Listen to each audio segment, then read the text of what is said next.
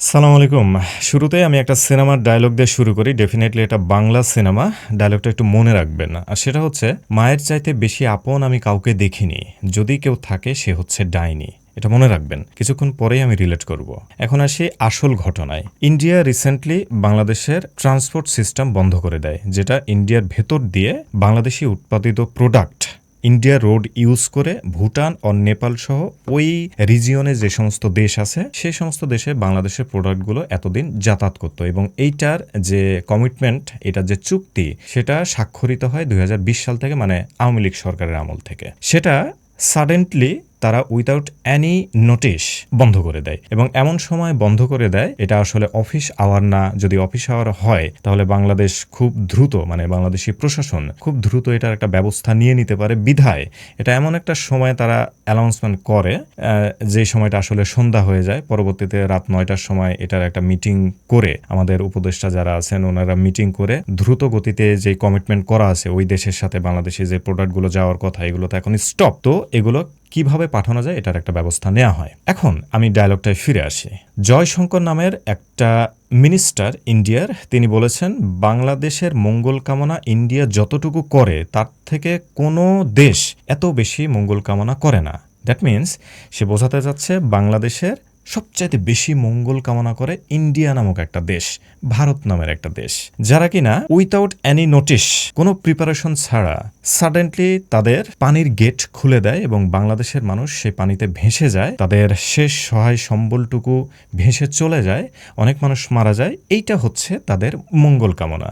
Recently তারা without any notice তাদের road transportation বন্ধ করে দেয়, এবং বাংলাদেশকে অর্থনৈতিকভাবে বাংলাদেশকে পঙ্গু করে দেওয়ার জন্য তারা সাডেনলি এই ধরনের সিদ্ধান্ত নেয়। আমি জানি না কেন নেয়, মানে আমি জানি, আমি একটু পরে বলতেছি। কিন্তু জয়শঙ্কর বলছে ভারত বাংলাদেশের মঙ্গল চায় compare to other country. Every year প্রায় 1000 পিপল অব বাংলাদেশ, যারা কিনা সীমানায় বসবাস করে, সীমান্তে, তাদেরকে নির্বিচারে গুলি করে মারে ভারতের বিএসএফ। কিন্তু জয়শঙ্কর বলছেন ভারত বাংলাদেশের মঙ্গল চায়। ভারত এতদিন বাংলাদেশে যেই পরিমাণ ডুপ্লিকেট কয়লা তারা সরবরাহ করছে, যেটা রিসেন্টলি আপনারা দেখতে পেয়েছেন নিউজের মাধ্যম দিয়ে, 75% কয়লার মধ্যে কাদা, মাটি, বালি যুক্ত, তারা এই জিনিসগুলো পাঠাইছে, এবং মনিটরিংয়ের পরে এটা প্রমাণ হয় ইন্ডিয়া বাংলাদেশের কতটা মঙ্গল চায়। আপনি চিন্তা করেন যে এইবারই তো মনিটর করা হলো, এটা ধরা পড়লো, এটা নিউজে আসলো, আমরা জানতে পারলাম। কিন্তু গত 15-16 বছর ধরে এই শেখ হাসিনা সরকারের আমলে কি পরিমাণ রাজস্ব বাংলাদেশ সরকার হারাইছে, এই যে শুধুমাত্র কয়লা সেক্টরে। কিন্তু জয়শঙ্কর বলছেন ভারত বাংলাদেশের মঙ্গল চায়। বাংলাদেশে বহমান যতগুলো নদী আছে, প্রত্যেকটা নদীর উপরে ইন্ডিয়ার গেট আছে তাদের দেশে।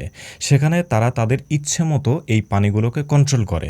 প্রয়োজনে তারা পানি ছেড়ে দেয়, এবং প্রয়োজনে সেই পানিগুলো তারা আটকে রাখে, যার কারণে খরা মৌসুমে আমাদের উত্তরবঙ্গের হাজার হাজার হেক্টর জমিতে আমাদের কৃষকরা ফসল উৎপাদন করতে পারে না। নদীর নাব্যতা দিনে দিনে নষ্ট হয়ে গেছে। কিন্তু জয়শঙ্কর বলছেন ইন্ডিয়া বাংলাদেশের মঙ্গল চায়। থাক, আমি যদি এটা লিস্ট করা শুরু করি তাহলে মোটামুটি 24 ঘন্টা, 72 ঘন্টা, মানে 120 ঘন্টাতেও শেষ হবে না, সারা দিনেও শেষ হবে না। এবার আমি আপনাদের কয়েকটা জিনিস বলি। সেটা হচ্ছে, এই যে আপনারা অনেকেই অবাক হচ্ছেন হয়তোবা, যে ইন্ডিয়ার ভেতর দিয়ে বাংলাদেশের ট্রান্সপোর্ট যায়, বাংলাদেশের প্রোডাক্ট যায় ইন্ডিয়ার ভেতর দিয়ে, এটা আসলে কিভাবে পসিবল? এটা তো আমরা তো জানতাম না এতদিন। এটা রিলিজ হওয়ার পরে অনেকেই জানতো না, কিন্তু মানে আই এম সিরিয়াস, অনেকেই কিন্তু জানতো না যে ইন্ডিয়া এত বড় সুযোগ সুবিধা দিচ্ছে। কিন্তু এই ট্রান্সপোর্টের কারণে যে বিশাল আকারের একটা রাজস্ব তাদের ইকোনমিক্সে অ্যাড হচ্ছে, এটা কি তারা ফ্রি করে দিচ্ছে? নো, ফ্রি করে দিচ্ছে না। অন দি আদার হ্যান্ড, আপনি যদি মনে করেন যে বাংলাদেশের ট্রান্সপোর্টই শুধু ইন্ডিয়ার ভেতর দিয়ে ভুটান এবং নেপালে যাচ্ছে, ইউ আর রং। গত 15-16 বছর ধরে যশোর থেকে ইন্ডিয়ার লরিগুলো ঢুকতো, এইটা যশোর থেকে তারপরে ঢাকার আশপাশ দিয়ে হবিগঞ্জ হয়ে সিলেটের তামাবিল হয়ে তারপরে ত্রিপুরা রাজ্যে ঢুকতো, কারণ ওই দিক দিয়ে চিকেন নেকের ওই দিক দিয়ে যেতে তাদের ম্যাক্সিমাম ফুয়েল খরচ হতো। কিন্তু আপনারা কি জানতেন? জানতেন না যারা একটু ভেতর দিয়ে খোঁজ খবর রাখে তারা জানতো রেগুলার ইন্ডিয়ার বড় বড় লরি বাংলাদেশের রোড ইউজ করছে। কি পরিমাণ যে রাজস্ব বাংলাদেশ হারাইছে, হ্যাঁ নামমাত্র তারা কিছু দিয়েছে গাড়ি ওয়াইজ 100, 200, 500 টাকা, জাস্ট দ্যাটস ইট, এতটুকুই। কিন্তু গত 15-16 বছর তারা আমাদের দেশের ভেতর দিয়ে তাদের পণ্যগুলো যে সরবরাহ করছে এটা অনেকেই জানতেন না। আরও একটা ভয়ঙ্কর তথ্য দিই, বাংলাদেশের যেই স্যাটেলাইট সিস্টেম যেটা বিমানবন্দরে থাকার কথা, এইটা বাংলাদেশের যে এয়ার কন্ট্রোলিং সিস্টেম, বাংলাদেশের আকাশ সীমা, ঠিক আছে, এই দেশের জমিনেও যেরকম আমাদের ঠিক এই জমির ওপরে আকাশ পর্যন্ত, যত উপরে শূন্য পর্যন্ত কিন্তু একটা দেশের মালিকানাধীন। সুতরাং একটা দেশের উপর দিয়ে যদি আরেকটা দেশের প্লেন যাতায়াত করতে চায়, এটার একটা পারমিশন লাগবে, অ্যান্ড সেকেন্ড থিংস এটার একটা ট্যাক্স দিতে হবে, আদারওয়াইজ আমার আকাশসীমা তোমাকে ইউজ করতে দিব না।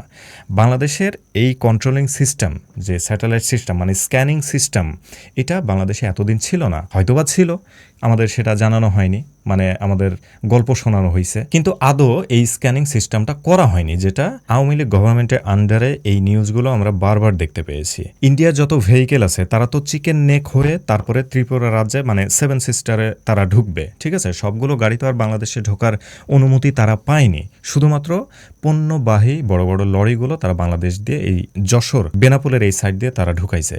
কিন্তু আপনার কি ধারণা ইন্ডিয়ার যতগুলো প্লেন এই যে 7 সিস্টারে ল্যান্ড করে, এই 7 সিস্টার আর এই পাশে কলকাতা ইন্ডিয়া, এই মাঝখানে যে বাংলাদেশ, মানে এই প্লেনগুলো কি চিকেন নেক হয়ে তারপরে কি ত্রিপুরা রাজ্যে ঢুকতো? Is it possible? নো, সবগুলো প্লেন বাংলাদেশের আকাশসীমা তারা ব্যবহার করছে, কিন্তু কোনো ধরনের অবজারভেশন নাই, কোনো ধরনের স্ক্যানিং নাই, কোনো ধরনের ট্যাক্স কালেকশনের ব্যবস্থা ছিল না। এখন আপনি চিন্তা করেন গত 15-16 বছর ধরে, জাস্ট আমি 2টা সেক্টরের কথা বললাম, বাংলাদেশের রোড তারা 15-16 বছর ধরে ইউজ করছে, কিন্তু আমাদের রাজস্ব খাতে এটার নামমাত্র, শুধুমাত্র নামমাত্র মানি বাংলাদেশের রিজার্ভে অ্যাড হয়েছে। আর গত 15-16 বছর ধরে বাংলাদেশের আকাশসীমা ইউজ করে ইন্ডিয়ার যতগুলো বিমান গেছে এগুলোর কোনো হদিশই নাই। কিন্তু জয়শঙ্কর বলছেন ইন্ডিয়া নাকি বাংলাদেশের মঙ্গল চায়। এরকম মঙ্গল যদি ইন্ডিয়া চায়, নট অনলি ইন্ডিয়া, এরকম মঙ্গল যে কোনো দেশই যদি আমাদের জন্য চায়, তাহলে ওই ডায়লগটার কথা মনে রাখেন যেটা আমি শুরুতেই বললাম। এখন আপনি বলেন ইন্ডিয়াকে কী নামে ডাকা যায়? দেখা হচ্ছে পরবর্তী ভিডিওতে। খোদা হাফেজ।